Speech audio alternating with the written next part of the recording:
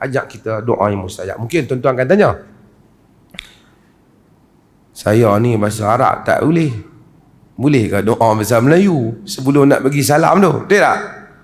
Kata, orang jawab, tuan-tuan dah tahu lah. Asalnya doa dalam solat sebolehnya doalah dengan doa-doa yang maksur. Maksur dulu. Ambil yang maksur, sama dalam Quran ataupun dalam sunnah.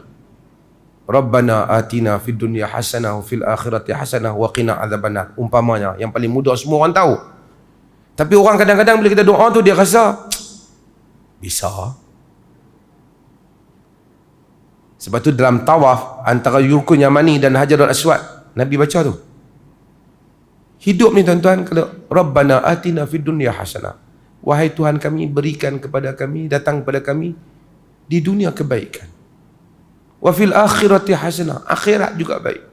Wa qina adzabannar, pelihara kami daripada azab neraka. Apa lagi? Dunia semua okey, akhirat pun okey, tak masuk neraka. That's all sebenarnya yang kita perlukan. Kalau kita doa itu pun baik. Mungkin kita kata tak apa, doa tu saya ada doa dah, yang lain saya tak ingat. Boleh tak saya nak tambah doa saya? Nak minta menikah tahun ni ke? Kan, minta dapat apa ke kan?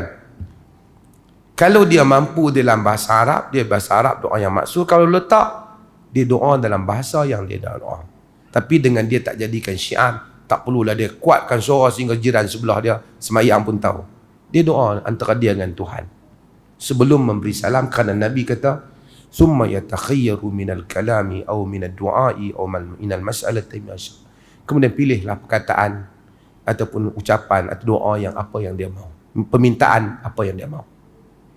Maksudnya boleh doa di sisi diri dia juga, apa yang menjadi hajat antara dia dengan Allah Jalla wa Ala sebelum seseorang memberi salam. Dan inilah tempat yang mustajab, yang ramai orang dia tertinggal.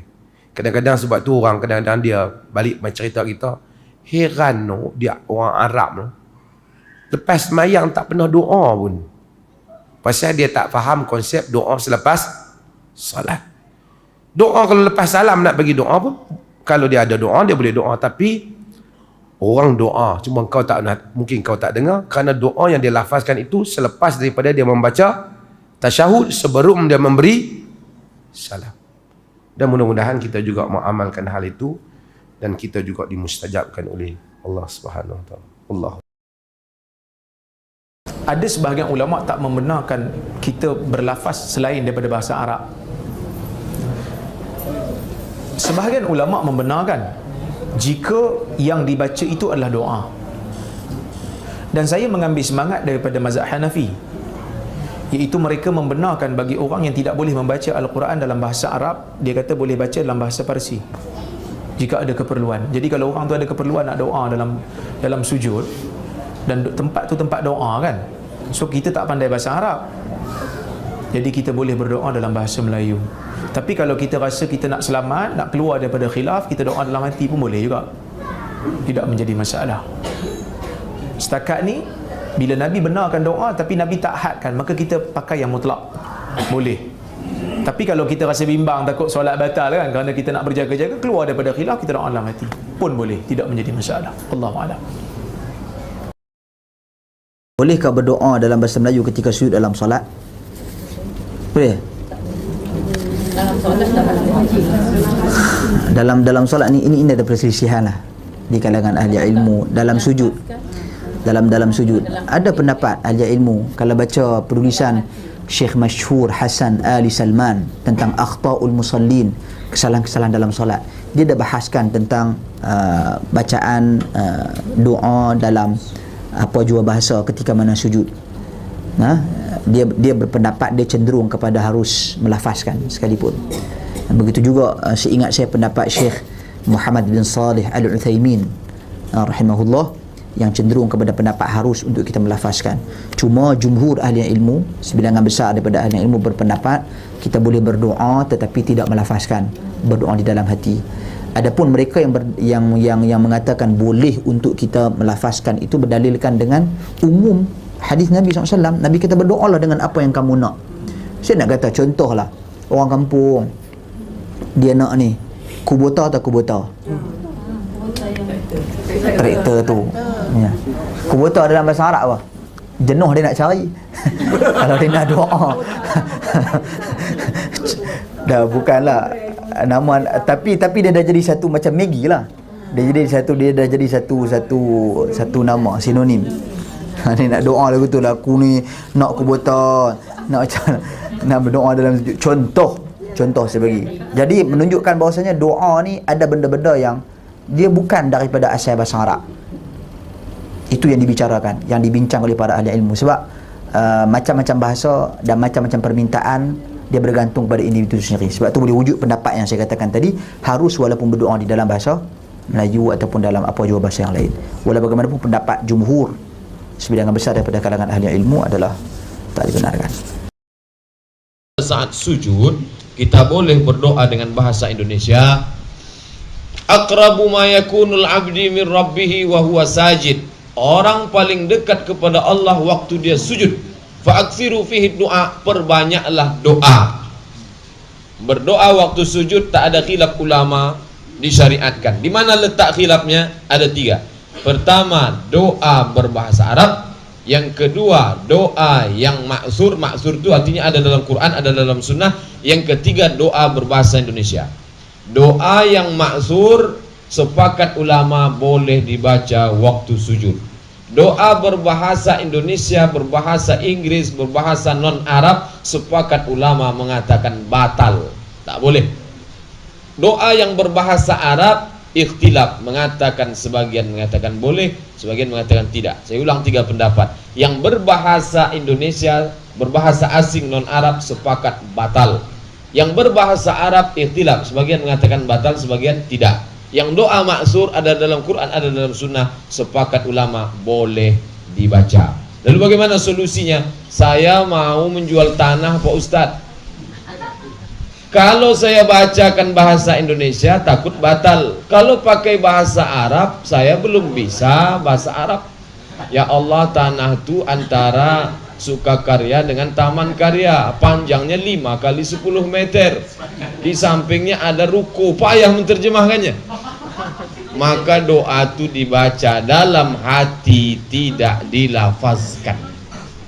Anak saya itu mau masuk UI, ya Allah, fakultas kedokteran, jurusan kedokteran gigi. Gimana mau bahasa Arabkannya?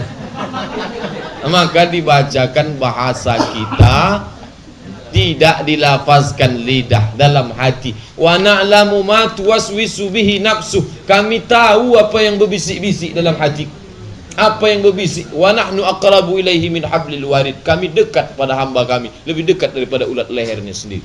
Tentang kedekat Allah Ta'ala. Jadi jangan khawatir kita tak didengar Allah doa saya ini karena dalam hati. Tak, Allah Maha tahu. Sekarang kalau saya sujud, bolehkah saya membaca bahasa Indonesia? Ada khilaf di antara ulama. Ada ulama mengatakan tidak boleh secara mutlak. Tidak boleh secara mutlak. Harus cuma membaca doa dan zikir yang diajarkan saja. Ya, sebagaimana sabda Nabi SAW, kalau kalian ruku, agungkan Allah. Kalau kalian sujud, ya, perbanyaklah doa. Mereka mengatakan doa ini adalah doa yang diajarkan saja oleh Nabi. Dan sudah pernah saya kasih tahu kan, ada buku panduan kita, kumpulan doa itu ada di situ bacaan-bacaan sujud, cukup banyak di situ, mungkin ada 7-8 bacaan sujud. Ini pendapat pertama. Pendapat kedua mengatakan tidak. Pada saat Nabi SAW mengatakan ruku agungkanlah Allah dan sujud perbanyaklah doa, ini baru terbuka. Dikasih contoh, kalau seandainya ada seseorang yang dari suku Arab, dia mengatakan dalam sujudnya sakit, dia mengatakan Allahumma shfini, ya Allah sembuhinlah saya, boleh enggak? Maka pendapat kedua mengatakan boleh saja dia mengucapkan itu. Pada saat dia mengatakan dalam sujudnya misalnya, ya Allah berikanlah hidayah orang tua saya, ya Allah sembuhinlah anak saya, ya Allah mulain urusan saya, ya Allah bayar utang saya, sementara dia sujud, bolehkah itu? Pendapat kedua mengatakan boleh saja. Karena memang dalam sholat dasarnya itu kan ada hukum, ada hadis yang mengatakan sholat ini tidak layak dimasukkan dari perkataan, ya, selain bacaan sholat, dari perkataan manusia. Juga ada larangan untuk membaca, ya, ayat-ayat Quran pada saat sujud dan ruku, cuma baca zikirnya saja, gitu kan. Ini adalah larangan-larangannya. Tetapi sabda Nabi SAW tadi yang mengatakan kalau kalian sujud perbanyaklah doa, karena sangat jarang doa untuk ditolak pada saat sujud, maka ini namanya dalil yang khusus, keluar daripada dalil umum tadi yang melarang. Sama halnya tidak boleh sholat habis subuh sampai terbit matahari dan habis asar sampai terbenam matahari. Tapi kalau anda masuk masjid, ada tahiyat masjid, berarti dia terkhususkan, dia boleh saja gitu kan dikerjain, karena dia kata Nabi SAW, janganlah seorang dari kalian masuk masjid kemudian dia duduk kecuali dia sudah sholat 2 rakaat. Dikhususkan. Sama tadi, khusus dalam sholat tidak boleh membaca selain bacaan sholat apapun dari takbir sampai salam, kecuali yang memang dibolehkan oleh Nabi SAW. Itulah sujud, karena beliau perintahkan memperbanyak doa, dan doa ini terbuka umum.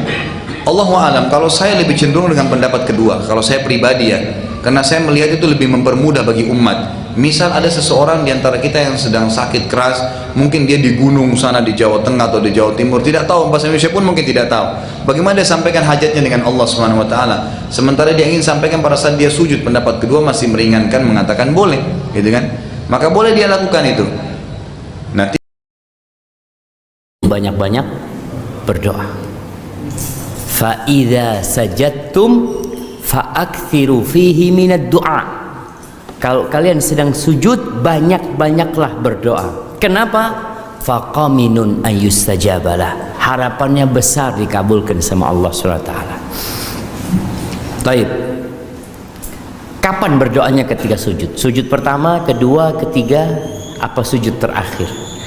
Setiap sujud. Bukan khusus sujud terakhir.